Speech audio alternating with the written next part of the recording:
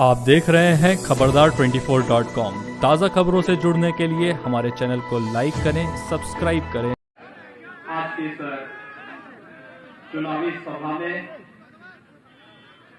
Bharatiya Janata party के जिलाध्यक्ष doctor Rishipal नागर जी,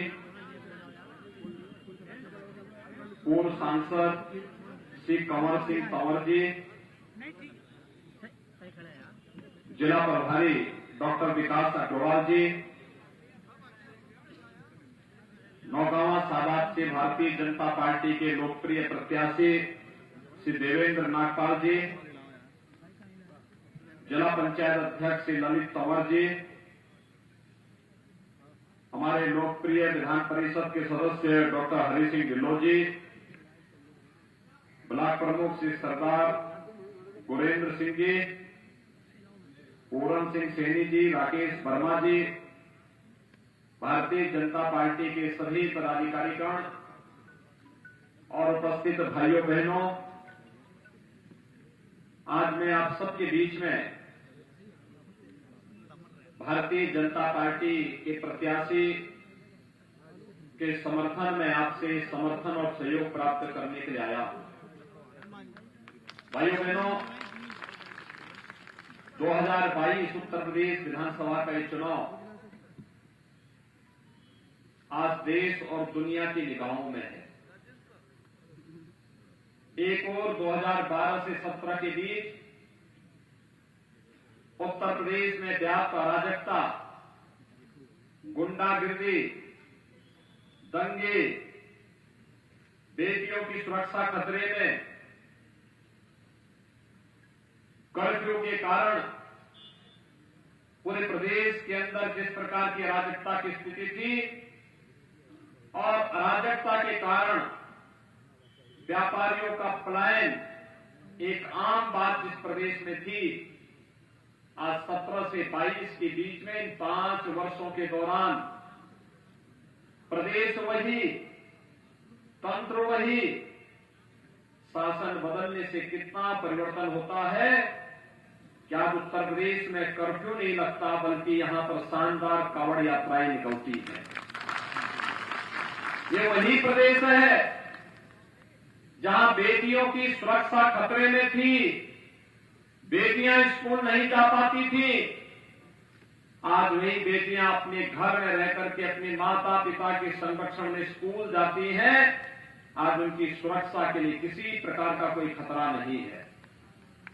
भाइयों बहनों, जिस प्रदेश से व्यापारी और उद्यमी पलायन कर रहे थे, आज उत्तर प्रदेश फिर से प्रगति के पथ पर आगे बढ़ते हुए बेहतरीन सुरक्षा व्यवस्था के माध्यम से देश और दुनिया के हर निवेशक के लिए न केवल निवेश करने का एक बेहतरीन गंतव्य बना है, बल्कि यही उत्तर प्रदेश है जिस उत्तर प्रदेश के अंदर आज जो व्यापारी कभी पलायन कर गए थे वापस आते हैं और प्रदेश से अब पलायन नहीं बल्कि उत्तर प्रदेश में प्रगति होती है। ये बदलाव देश और दुनिया के लिए आश्चर्यजनक भी दिखता है। क्या उत्तर प्रदेश में लोग प्रगति कर रहे हैं? क्या उत्तर प्रदेश में कर्फ्यू और दंगे नहीं होते हैं? ये लोगों के लिए कौतूहल का विषय है और इसीलिए मैं आपसे कहने के लिए आया हूं। आपने 5 साल समाजवादी पार्टी के अराजकता और भ्रष्टाचार के देखे हैं। आपने 5 साल विकास और सुशासन की भारतीय जनता पार्टी की सरकार के भी देखे हैं। कोरोना कालखंड में जब दुनिया पस्त है,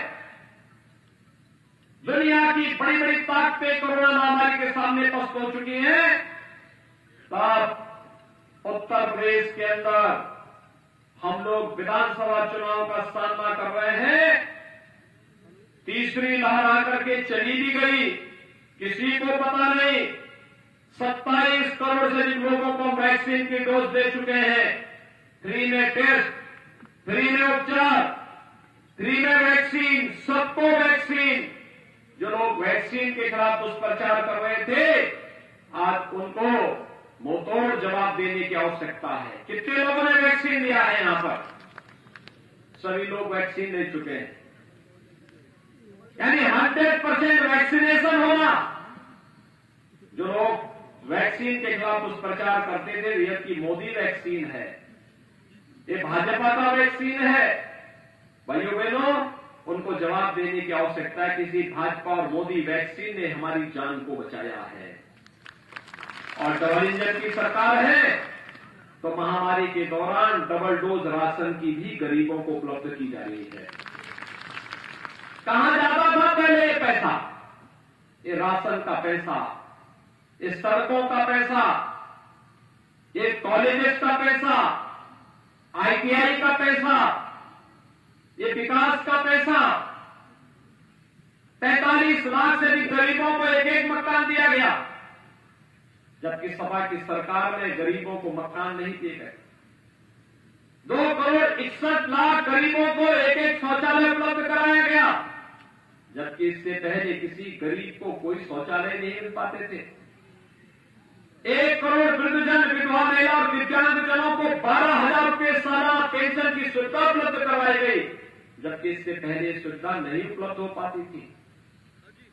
9 करोड़ गरीबों को 5 लाख रुपए सालाना स्वास्थ्य बीमा का कवर दिया जा रहा है, जबकि इससे पहले उत्तर प्रदेश के चिकित्सालय बदहाल स्थिति में थे, किसी को भी सुविधा का लाभ नहीं मिल पाता था। आज 15 करोड़ गरीबों को फ्री में राशन उपलब्ध करवाया जा रहा है, वैक्सीन सबको फ्री में उपलब्ध करवाया जा रहा है। ये हाईवे बन रहे हैं, चीनी मिलें चल रही है, गन्ना किसानों का 1,59,000 करोड़ रुपए का गन्ना मूल्य का भुगतान अब तक हो चुका है। आज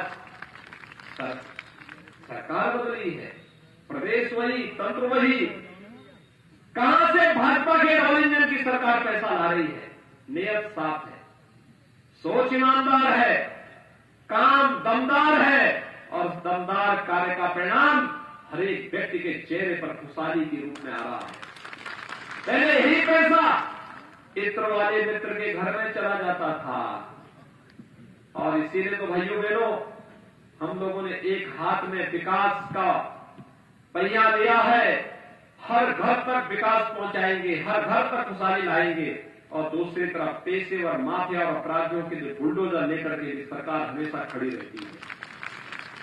आज जब यही बुलडोजर चल रहा है, और यही बुलडोजर जब अपराधी और माफियाओं के घरों पर बुलडोजर चलाता है, नोटों की ढेर ढेर गड्डियां निकलती हैं, वही गड्डियों को निकाल करके फिर गरीबों के मकान भी उसी में बना करके खड़े करती जाते हैं। भाइयों बहनों, मैं आपका आह्वान करूंगा, 14 फरवरी को यहां इलेक्शन होने हैं, और इलेक्शन एक निर्णायक स्थिति होगी। उत्तर प्रदेश को हम कहां ले जाना चाहते हैं? आपका एक वोट उत्तर प्रदेश की तकदीर को बदलने में कितनी निर्णायक भूमिका का निर्वहन किया था, आपने 2013, 2014, 2017 और 2019 के अंदर देखा होगा। 2019 में अगर कंवर सिंह तंवर यहां से सांसद बनते तो विकास की प्रक्रिया को और तेजी के साथ आगे बढ़ाने में मदद मिलती। लेकिन आपने 2017 में श्री चेतन चौहान जी को यहां से विधायक बनाया। उन्होंने पूरी मेहनत से कार्य करने का प्रयास किया, लेकिन दुर्भाग्य था, कोरोना महामारी के कारण वे असमय हमारे बीच से चले गए। आपने यहां से श्रीमती संगीता चौहान को यहां से विधायक चुनकर के भेजा। उन्होंने अपने स्तर पर प्रयास किया। भारतीय जनता पार्टी ने इसलिए आज आपके सामने एक युवा प्रत्याशी के रूप में श्री देवेंद्र नागपाल को अपना प्रत्याशी बनाकर उतारा। और भाइयों बहनों, श्री देवेंद्र नागपाल आपके बीच में सांसद के रूप में, विधायक के रूप में काम किए हैं। तो कोई नया चेहरा नहीं है। आपने उनके व्यवहार को देखा है, उनकी कार्य पद्धति को देखा है, और इसीलिए मैं आपका आह्वान करने के लिए आया हूं। एक अवसर है हम सबके सामने। प्रदेश जिस तेजी के साथ विकास की प्रक्रिया के साथ आगे बढ़ा है, सुरक्षा और सुशासन के जिन नए मापदंडों को प्रदेश स्थापित कर रहा है, आपका अमरोहा जनपद भी उससे वंचित न होने पाए। इसके लिए भारतीय जनता पार्टी ने श्री देवेंद्र नागपाल को नौकामा सादात से, राजीव तरारा को धनौरा सुरक्षित विधानसभा सीट से, श्री राम सिंह सैनी को अमरोहा से और महेंद्र सिंह खड़गवंशी को हसनपुर विधानसभा सीट से अपना प्रत्याशी बनाकर के उतारा है। भाइयों बहनों, मेरी आप सबसे अपील होगी, पिछली बार इस जनपद की 3 विधानसभा सीटों पर भारतीय जनता पार्टी का प्रत्याशी चुनाव जीत करके गया था और इसलिए मैं इस बार कहूंगा, इस बार चारों की चारों भारतीय जनता पार्टी को जिताइए और विकास ये हमारे जिम्मे छोड़ दीजिए। हम विकास भी करवाएंगे, सुरक्षा भी देंगे, आस्था का सम्मान भी करेंगे, गरीबों का कल्याण भी करेंगे और विकास के लिए किसी भी व्यक्ति को कहीं गुहार लगाने की आवश्यकता नहीं पड़ेगी। आपके घर तक विकास की योजना स्वयं पहुंच करके आएगी। यही आह्वान करते हुए आज के इस अवसर पर मैं आप सबका आह्वान करूंगा, श्री देवेंद्र नागपाल को भारी बहुमत से कमल चुनाव चिन्ह पर चुनाव जिता करके आप भेजने का कार्य करेंगे। आप सभी लोग सहमत हैं? सभी लोग घर घर जाकर के श्री देवेंद्र नागपाल का समर्थन करेंगे, वोट मांगेंगे, चुनाव के दिन पहले मतदान फिर जलपान के आह्वान के साथ आगे बढ़ेंगे। यही संकल्प है ना? मेरे साथ बोलेंगे, भारत माता की, भारत माता की, भारत